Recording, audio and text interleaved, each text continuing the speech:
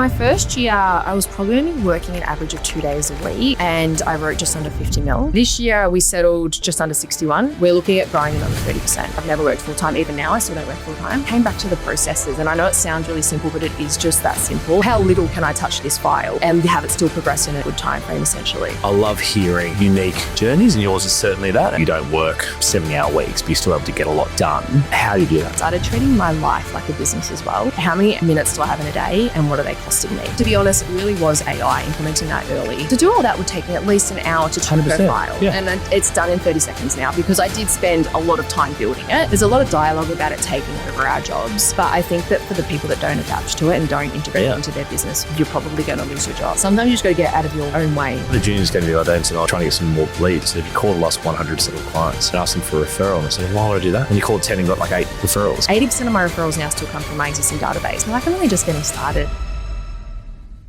Welcome to this week's edition of Beyond the Numbers with Christian Stevens. My guest today is the founder and principal broker of MVM Finance Group, Jordan Chantry. Welcome. Thanks for having me. You flew up from Melbourne? Yes. This morning? Yep. Thank you for that. No worries. Interesting. A lot of the guests have actually flown in from interstate, which is pretty cool. But the best part about that is you get to see how people are running their businesses all around the country. Yeah. For people that don't know you, you've been broking for what, 12, 30, 15 years? 13, yeah. Wow. Don't add years to my age. Wow. I'm 11 next year. Yeah. Time flies. But people that don't know you, can take me back to the beginning and how you got into the industry and how you've ended up here today. Yeah, I kind of fumbled my way in, to be honest. So I actually started in the industry when I was 18. So Fresh. yeah, finished high school, went to uni for interior design. So completely different. Did you? Yep. Oh, wife's interior design. Oh, really? Yeah, that's what I wanted to be all through high school. I actually changed high schools to do the subjects to get into interior design. Got to uni and hated it. What did you hate about it? If you don't mind me asking? I think I just wasn't ready for uni altogether. I think I actually graduated high school when I was 17 and then, turned 18 the year after. Friends are all out partying. Yep. Interior design, it's one of those ones where you can't just crunch out an essay. It was like building models. It took time. You had to put a lot of hours into it. And I just think I wasn't there. I really should have probably taken a gap year, explored and partied, I suppose, a little bit and then gotten back into it. But I did it for a semester, realized it wasn't for me and decided that I was then going to take my gap year. So I was working as a bartender, a dental nurse, and admin in a broking office, all just to put as many dollars as I can together. Did a little bit of travel. Yep. And then when I came back, I thought, I've got to choose something. And I ended up getting offered a full-time job in the broker's office. I thought, let's just do this for now. And then I'll work out what I want to do. Yeah. And then, now we're 13 years later. So just worked my way. Isn't that funny how that reminds me of one of the guys in my team, Maddie Teague, who did like applied mathematics at university and then just realized he hated numbers and then was a photographer for 2 decades and now it's just come back into broking. But it's interesting how when you're younger, what you find interesting and how you can develop something and then it becomes a passion. So the brokerage you were in, how long were you working for them before you went out on your own? 10 years. There for the full 10 years. Wow. Yeah. So I started at the bottom, just doing admin. Back in those days, we had paper files. So most of my day was spent scanning in, bundles of files that were huge and, just doing all the application forms and those sort of things, sending off the faxes. And Fax. then, I had to stand at that fax machine for too many hours a day. And then, just worked my way up, started assisting the brokers, got qualified, started broking myself. And then I ended up turning to the operations manager there and was managing a team of brokers. We had some onshore and offshore. Good experience to go and do your own thing if you're working from support, broking, and then ops, because ultimately that's what a business owner really is, wearing multiple hats. Yeah, well, I got to see every facet of the business and I got to see what was done well and what wasn't done well. And there was a lot that wasn't done well. So I learned a lot of lessons as well. And that I suppose when I went and started my own business, I knew what had to be done. And we also had 3 different types of businesses in that one. So I had been a part of the startups as well. Yep. So I had a little bit of that base knowledge of what it would take, which definitely helped me get MVM off the Good thing about launching your own business is that, as you said, you don't have those legacy staff issues, business model, and you can ultimately take the things that worked, create a better, I don't think it's your ex-employer or anything, but ultimately that's the best part about launching a business is you have a fresh start. Yeah. Create something. Oh, and there's so many different models that you can do with these businesses as well. And the business I was a part of was a very old school model. The head of the business was in his late 50s, very different stage of life to what I was and very different ideas and direction for the business to go. And it's when I came out on my own, a lot of my peers said to me, like, where are you going to take MVM? And I said, I don't know. I just know where I'm not going to take it. I didn't know where it was going to go, but I just knew what I wasn't going to do. That's all. And do you start that on your own? Did you have other people involved, a team or? Yep. That was myself and my baby. Solo. Pretty much, yeah. Your baby. You got one kid, two? I've got 2 now. 2, yeah. wow. Yeah, so I started MVM when Mac was 4 months old. How's that? Okay, so like right in the thick of it. Yeah. I got through that first little phase, and a lot of mums are going to hate me for saying this, but I was a bit bored. Like, he was a great sleeper. He slept for, quite a few hours throughout the day. There's only so much housework you can do, and there's only so much walks you can go on and friends you can catch up with, and, all your friends are at work and you're at home. And I had clients just calling me saying, when are you back? We'll wait for you. And I was like, well, I'm just sitting here doing nothing. I had sort of made the decision at this point I wasn't going back to the business that I had left. I couldn't see that I was going to be able to be the mum I wanted to be in that environment. So I thought, well, I'll just get a laptop and I'll just sit on the couch whilst Max is asleep next to me and just see what happens. And I would have been wrapped if I just wrote 1 loan a month. That would have been amazing, just to get my brain working again, interact with clients again. And then, it started to evolve a little bit quicker than that. Broking is one of those jobs where you can actually do well around your own hours. It can also be a nightmare, but especially if you're just doing a couple of deals whilst looking after a newborn, you can actually manage both as long as they're sleeping well, obviously. Well, yeah, I know that not everyone has the same experience. No, of course. Very lucky. Which doesn't mean that your experience isn't a positive one. It's just, it's great that you were able to do both. Yeah. It's like that meme where you leave a full-time job so you're not working 40 hours a week to work 75 hours on your own. Yeah. And then I guess what happened then? Because obviously you're working part-time as a mum and part-time as a broker. And then you had a second. Yeah, that was a bit of when you weren't busy enough. That was a no shit moment, if I'm being honest. I think when I decided to start it, obviously I had a couple of clients. I hadn't really put it out there yet that I was open for business, I suppose. I was realistic about the time I was going to have to be able to actually sit at my computer and, actually be on the phone was very, very limited. So I spent a lot of those early days just planning, like implementing processes. I adapted to AI very quickly. And I just went through every little aspect and every little touch point and thought, how can I remove myself as much as possible from these touch points so that things keep on flowing when I'm, rocking a baby to sleep, essentially. And I had no staff, so I had to really try and automate it all. And then I think I was about maybe 8 or 9 months into the business when I found out I was pregnant. So I just sort of started to get my rhythm going. 2 under 2. Yeah. And then I went, 3 under 2 if you include the business. Well, the business too. Yeah. It was definitely a baby. Probably, took a lot more time. And I definitely had that moment that I'm going to lose this business. I don't know what I'm going to do. A couple of weeks of panic. And then I just started talking to some peers that had babies, when they had a business. What did you do? Like, is there anything you regretted, anything you wish you'd done? And I got a couple of little really good tips, and I sort of took what I needed and made my own version of it, outsourced a lot of things. So I started using an outsourcing company, and then I made a decision to bring someone on casually to manage my inbox because I didn't want to get stuck down in, communication and those types of things. So that helped a lot. It was only about 5 hours a week. It was not much at all. But the other thing is I was really clear on what I could and couldn't do with referrers, with clients, from this time to this time.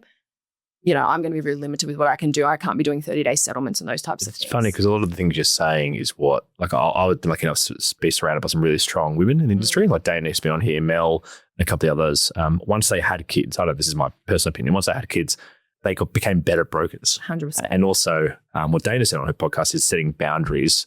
She thought that it was going to be negative, but it ended up being completely fine. As long as you were just clear with those boundaries up front, people didn't seem to care too much as long as the work was done. One thing that one of my peers said to me is clients will wait. If you're clear with them of what you can and can't achieve, you would rather lose a client because they have to find another broker to do a deal or you refer that client on than lose them because you're taking too long to get back to them and then it's a negative. I say to the juniors all the time, the urgency is what you create. Yeah. So if you say to the client, I'll get back to you by the end of the day. Yeah.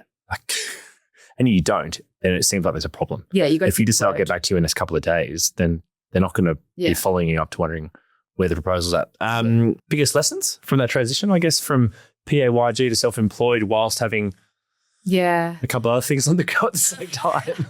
I think there's something I learned from my early days was progress over perfection. Yeah. we got stuck down in a lot of ruts about, websites and marketing and processes and all that sort of stuff because it was never perfect and then nothing got off the ground. So I think that at the start I told myself, do the best you can, but if it's not perfect, just get it out there. Whether it was like a social media video, whether it was a process, even the website and my branding, we've just gone through a whole rebranding because if I'm honest, I hated the branding that I did at the start, but it was all that all that I could handle at the time, I suppose. So yeah, definitely progress over perfection. But the other thing is I started treating my life like a business as well. So how many minutes do I have in a day and what are they costing me? Am I better off, working on the business, spending time with my children or cleaning the house? So I outsource things like I got a cleaner in, used a meal service, and I treated those expenses as if they were a business expense because for me to have the time that I needed to actually, get deals done, any other spare time I had outside of that, I didn't want to spend it cleaning the house. I wanted to spend it with the kids. It was the whole purpose of me building this business. If you understand how much money you're earning as well, and you understand your hourly rate, and you can get something done for cheaper, then that's how you grow. That's the definition, right? It's an interesting way to think about it, right? Because that's how I think about life, really. It's like if I can outsource it for cheaper, then why would I waste my time either get to spend time with my beautiful wife or my family or work? I don't want to be spending the time, my downtime, doing stuff that I could outsource to someone else. Yeah. And it's even like it's a cost thing 100%, but it's even a mental load thing. Like, as a mum and a business owner, we have so much going through our mind and, there's probably about 10 different things we're trying to organize at once. So, how can I lighten that load and make sure that the things I am focusing on, I'm executing well and I'm not just doing them, a little bit, I suppose, like doing them all the way. Do you feel like you're being a good mum? That's a big question. I know how hard it's been like launching a business, right? I can't imagine also having 2 kids at the same time. Like that's a lot. It is. I've definitely had my moments, like without a doubt, I've snapped because I'm tired and stressed, or I can definitely remember a few times locking myself in the bathroom to take a client call or even just to have a minute break from the kids. So no, I'm not always an amazing mum, but I think that I'm a better mum than if I was trying to work the hours I was working prior to starting MVM. At least I'm in the house and I am able to sit down and play for a bit, and then yes, I might have to get up and make a call or do something, but I'm probably more present than most mums that work full time. Just on that, like I think I was doing a bit of research before the podcast, and you said a couple of times around the fact that you don't work, 70-hour weeks, but you're still able to get a lot done. How do you do that? Like obviously, you've mentioned process and outsourcing and some AI as well. But are there any other hot tips of things that you've done where you've gone, okay, that actually gives me back some time to apply to being a mum or being growing my business? I mean, look, to be clear, I've never worked full time, and I'm definitely not working 70-hour weeks, but especially the early days when it started. Sorry to say that you never worked full time. I've never worked, since MVM. Okay. Prior to MVM, I was working full time. Interesting. MVM, I've never worked full time. Even now, I still don't work full time. I still get a lot of hours on the board though, and what it looks like for me is sometimes waking up at 4 or 5, getting on the computer for a couple hours before the kids wake up, and then I do the breakfast run and all that sort of stuff, work again when they're napping, and then work again when they go to bed. So I'm still working good hours. It's just not your traditional 9 to 5. But like I said before, it was about removing my touch points as much as possible because from my experience with the previous businesses, brokers can really be bottlenecks. So how did I make sure that I didn't become a bottleneck? So it just came back to the processes. And I know it sounds really simple, but it is just that simple. How many times or how little can I touch this file and have it still progress in a good time frame, essentially? Yeah, like any process systems, if you're double handling anything, times that by 100 times a month and you've got a lot of extra work there. And to be honest, it really was AI implementing that early. What are you doing in AI? Like, I find this stuff super interesting. Yeah. What did you do and what are you doing now to kind of get back some time? So there's probably 2 main parts I use it in my business. One is I suppose from a communication point of view. So I do a video call with every client and I record the whole thing, transcript the whole thing.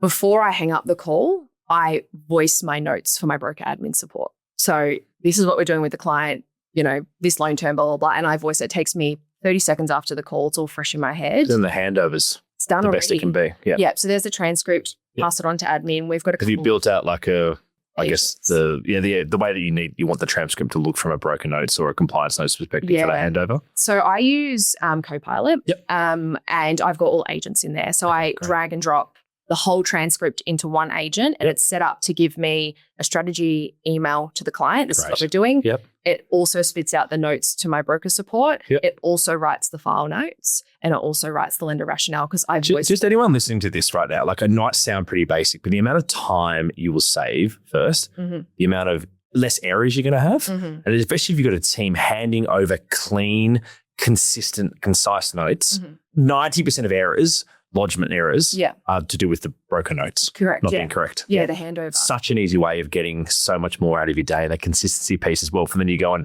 refinance a client in 2 years' time. You've got very clear notes, because you're never going to remember everything on a client ever, especially if you're trying to regurgitate it afterwards and you're rushing to get on to the next call. And I've seen, like, to do all that would take me at least an hour to check per file. Yeah. And it's done in 30 seconds now, because I did spend a lot of time building it. You know, I spent weeks building it at the start, but now I've got it to a point that I'm happy with it. It's 30 seconds and it's great. done. Love that. So it's been really efficient. Any other agents? You're doing some other things? Oh, I'm out of agents. Sorry. Yeah. So I now use it for my basic assessment. I mean, I know how to assess a refinance. I know how to assess basic tax returns. So I've built agents around it, dump them in, and it's just like a cliff notes on it. Yes, I still go through and check, you know, at high level, but I know what I'm looking for. I'll give you an example. The other day I had an assessor call me and said, you know, the expenses in the financials aren't matching up with the expenses in the returns. I need you to write me an explanation, essentially. Now, I could have spent, there was about 7 entities. I could have spent however many hours going through them all. I could have gone to the accountant and got clarity. I drag and dropped it into my agent and said, tell me why these aren't matching up. And it spat out these 3 things. This is why. And it was like, this is why this one's not in the financials. This is why this one's not in the returns. I said, great, now write me a file note. Done.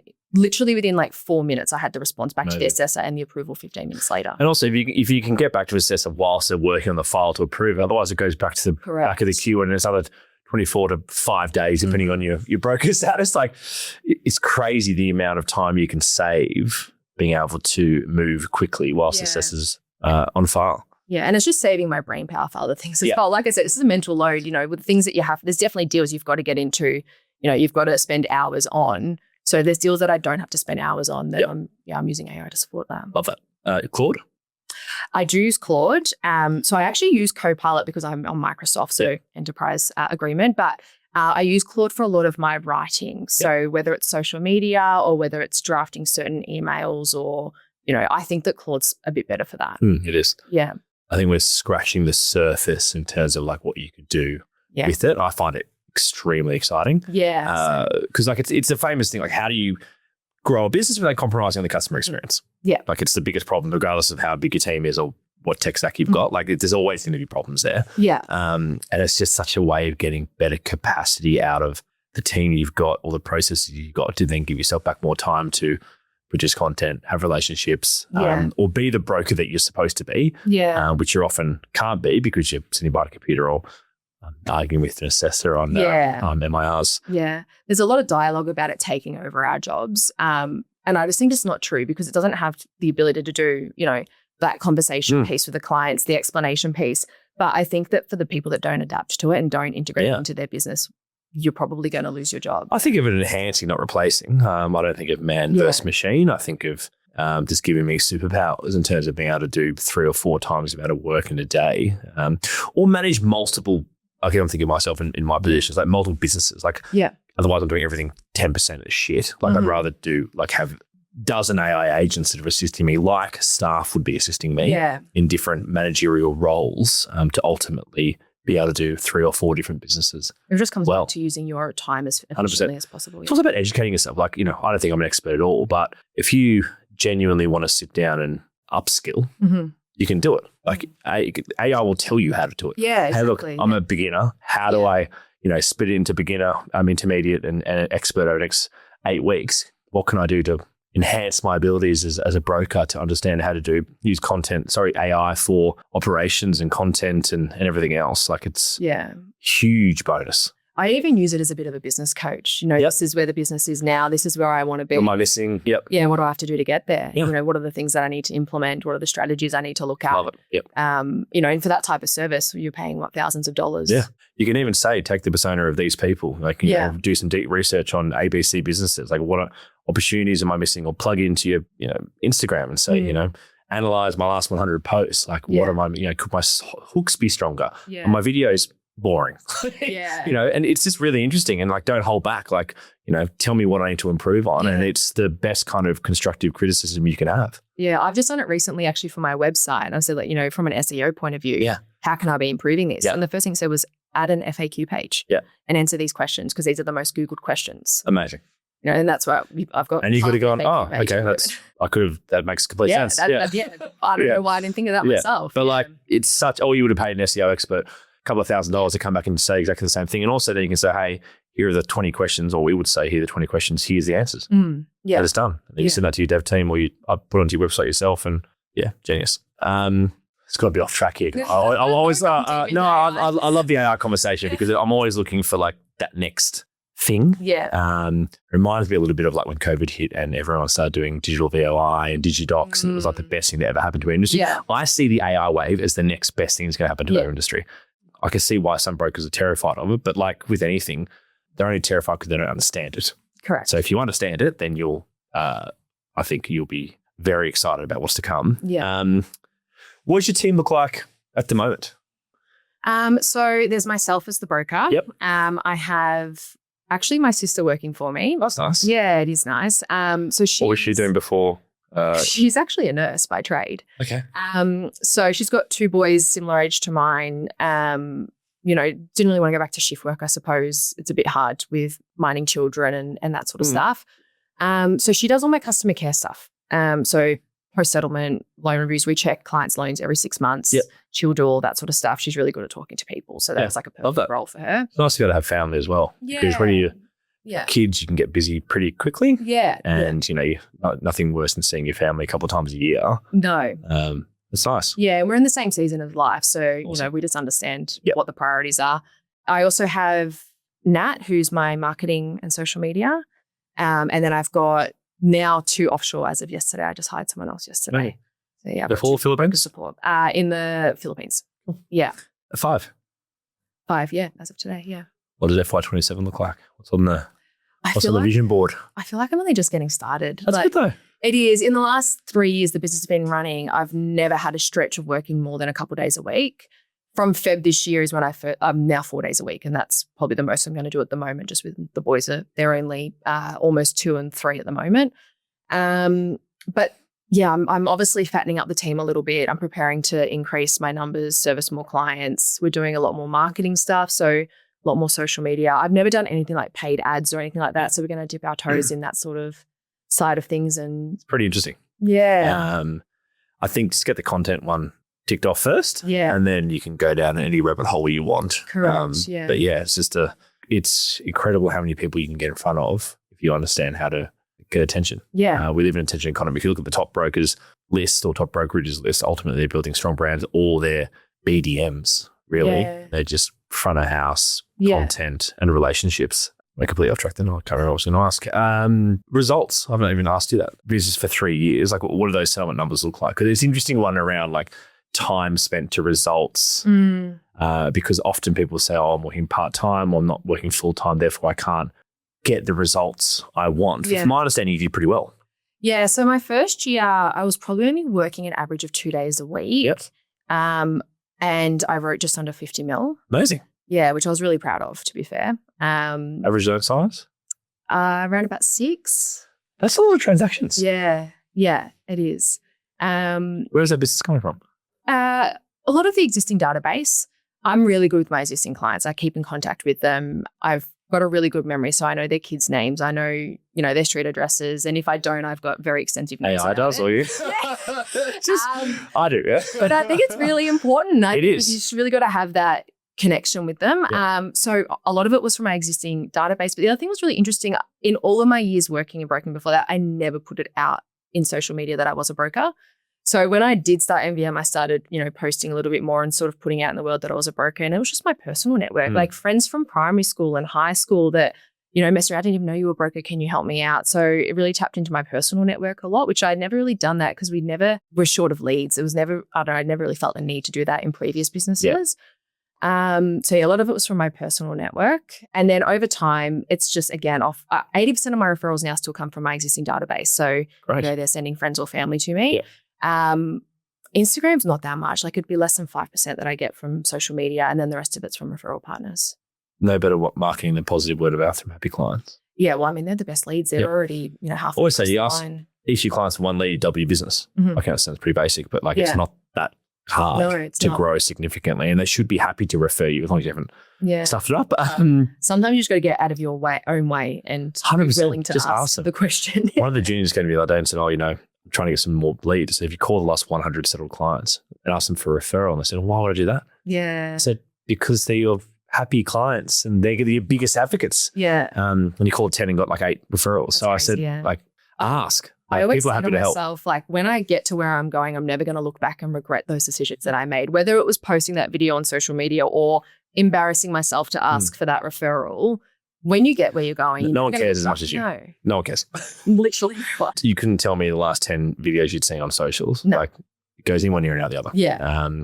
But it's a consistency piece or progress over perfection, as you said before. Mm-hmm. Like that's where you get the most gains as a business and as a brand. I know we touched on what's ahead, FY27, you want to lean in and grow the business, but what does that actually look like in terms of what are those goals? Yeah. So we touched on my first year. My second year is a bit of a write-off because I took 6 months off. Yep. Just 6 months off? Yeah, I took from July to second baby? Yeah. Okay. Yep. Yeah. So my second son, Ranger, was born in July. So I took from July to December off, came back in Jan. What are your boys now? Ranger? Mac and Ranger. Yeah. How cool. So this year we settled just under 61, which again, I was really proud with the hours that we were actually able to work. We're looking at growing another 30% this next year at least. Yep. So from a business level, I think the team I've got now, I can do that with the team that I have. But from a, I suppose a business level, it's just establishing that brand, getting the marketing and the social media side really down pat. We're starting to make some small steps in the right direction, but really nailing that side of things and having a bit more of a plan on that side of things as well, I suppose. Yeah. Exciting. I think the hardest part's behind you. Those first 2 years are pretty interesting. Hopefully.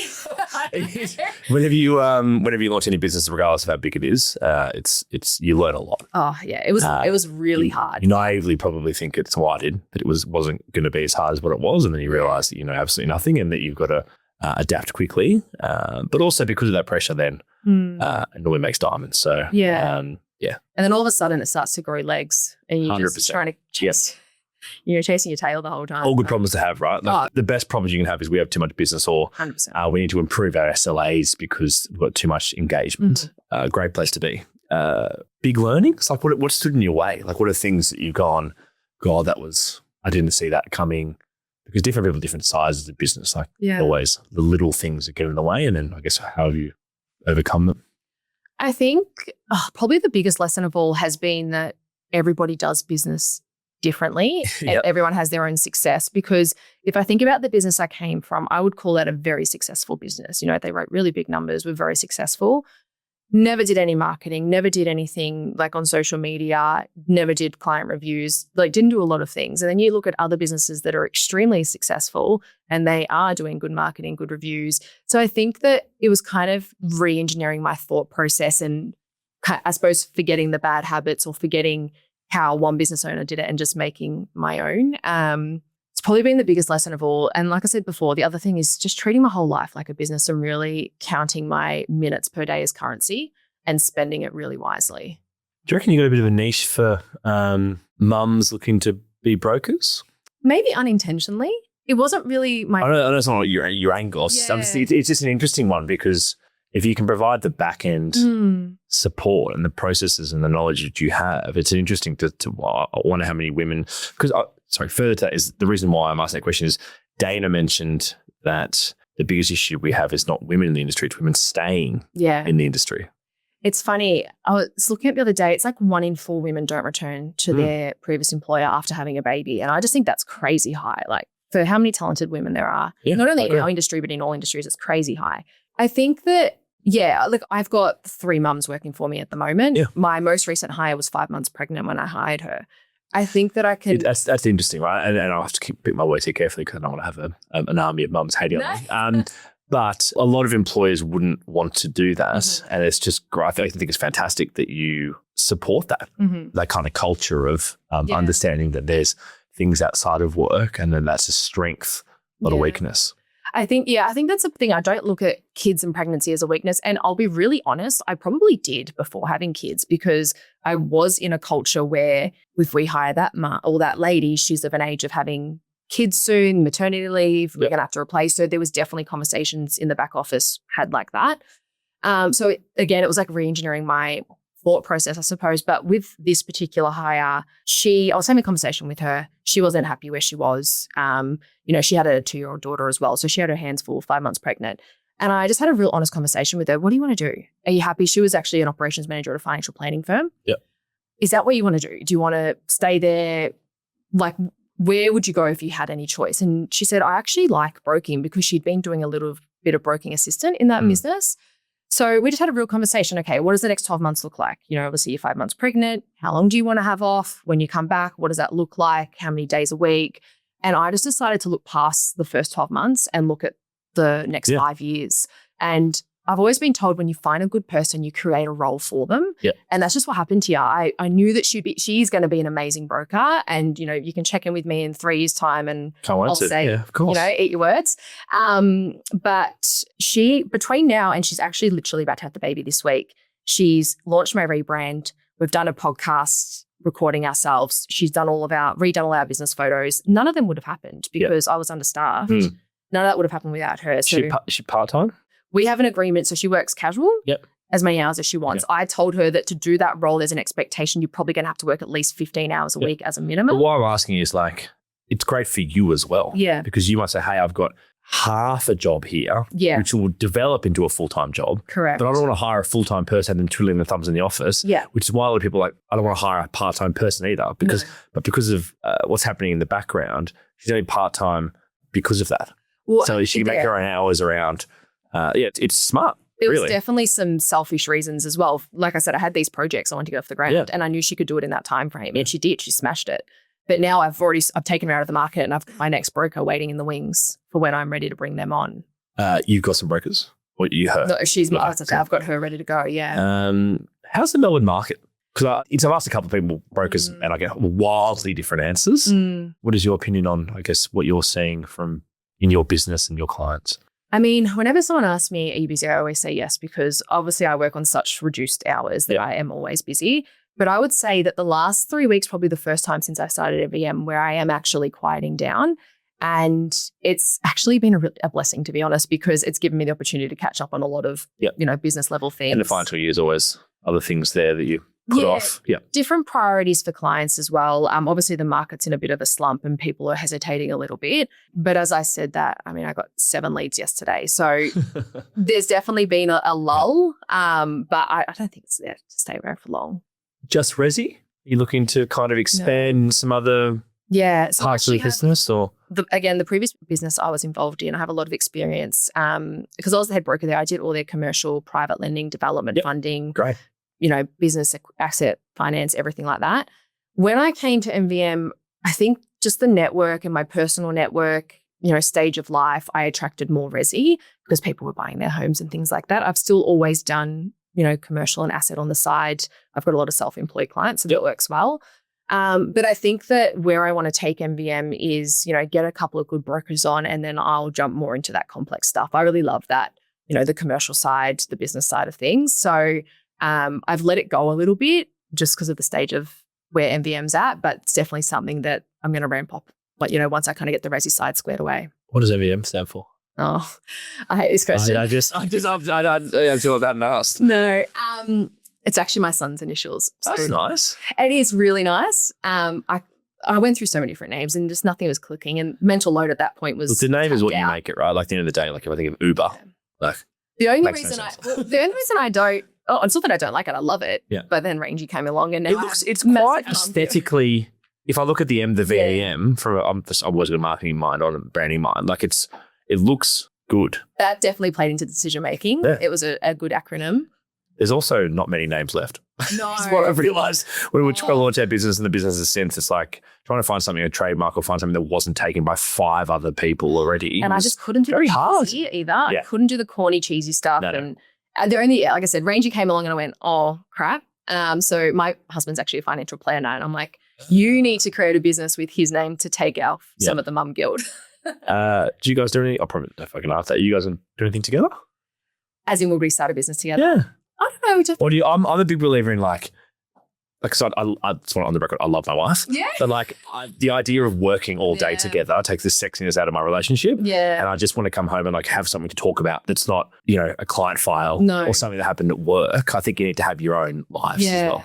We have actually worked together in the past. So the business that I was involved in. Is that where you started your relationship? No, I met him when I was 18 at Billboards. Nightclubs. All romances start. We've definitely grown up together. Yeah. We've worked together before and it was fine because he does the broking. Sorry, I do the broking, he does the planning. Yep. We didn't, you talk about some clients, but we weren't living out of each other's pockets. Moving forward though, I think if you asked him, he would say yes, he would love to. Yep. I'm a little bit more, I like to keep it separate. And there's probably two reasons for that. I think that not every client's going to fit both of us. So having a bit of a degree of separation, I think is good from a perception point of view. But the other, he just does business so different to I. You'll never see a video of him on social media talking to a camera. Yeah.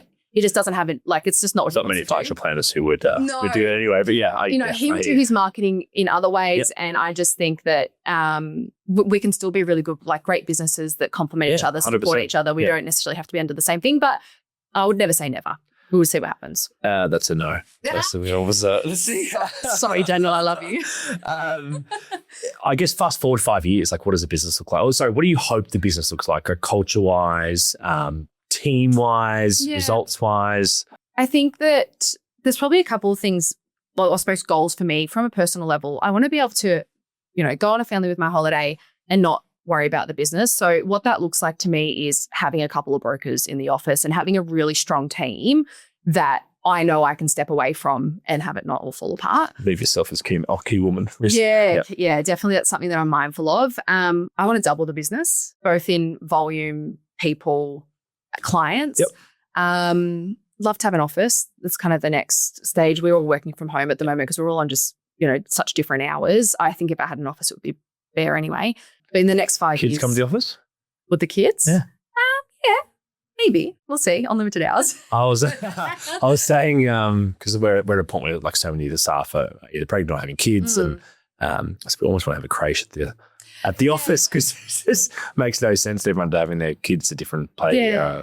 No, I think there's pros and cons to it. I would love, the kids would definitely be in the office for sure. Yeah. What that looks like, I don't know. But again, if I'm creating this workplace for mums, it's something that you have to seriously consider because, even Nat, who's about to have her baby, I'm if you want to come back to work earlier because, whether it's financial reasons or whatever it might be, I've got a cot next door, to my office, bring the baby. Put the baby down in the cot. But it's not many employers would say that.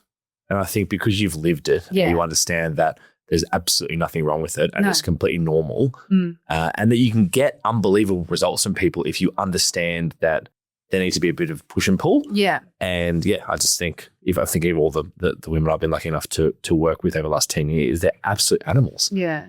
Because their time management's better. They're good. Their empathy, they make the best brokers. Yeah, I agree with that. I think the other thing, it just comes down to communication. I've had people say to me, but don't, your clients hear the kids in the background. If I've got the kids with me, hey, just so you know I've got the kids with me.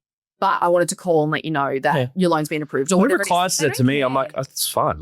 You're married with kids. I presume that you're with them as a good father or a good mother. Yeah. If you're constantly on and off the phone, okay, maybe, if you're going through a lot of details, probably not the time to call. But screaming in the car. Yeah, the amount of times I've called clients with the kids in the car because that is the time that I have to make those calls. I just start off with the kids are in the car. But listen, this is why I wanted to call. And they just want the message. They don't care. What do you do outside of work? Except for being a mum, anything? Yeah, well, not a lot over the last 3 years. I am a big reader. Okay. Of reading. Cool. I love live music, so I go to a lot of concerts. Awesome. I like to see a lot of bands. Outside of that, it's pretty simple. Give me a wine and a lunch with the girls, and I'm happy. Okay. It's pretty simple. Love that. Yeah. If you weren't a broker, what would you be? I don't know. Not an interior designer. I think I would love the day-to-day of an interior designer. Do you reckon now that you've done broking for 13 years or 15 years, there's different attractions as a job or you look at it differently? Maybe. It's so funny because, we're talking about leaving high school and I obviously changed subjects to be an interior designer. I was always in the accelerated maths programs. The maths came so natural to me. And I was always fighting against it because what a boring job to do selling in finance. But now I think it'd still have to be something with clients. I don't know exactly what it would look like, but that's my favorite part of my job now is talking to clients, communicating with them, problem solving. I love problem solving. So I don't know what other job that would be, but something that utilizes those skills. Interior design, I think I would love to have the skills to design my own home. I don't know if it would be practical as a job for me though. I love hearing unique journeys, and yours is certainly that. And also it bucks the trend, which I'm also a big fan of. I think you can be a present parent and a great broker. I don't think you have to choose one or the other. Yeah. I think you're obviously a big advocate of that, which I respect. Thank you for flying up from Melbourne as well. I really appreciate that. And I can't wait to see your success moving forward with MVM. Beautiful. Thank you for your time. No problem.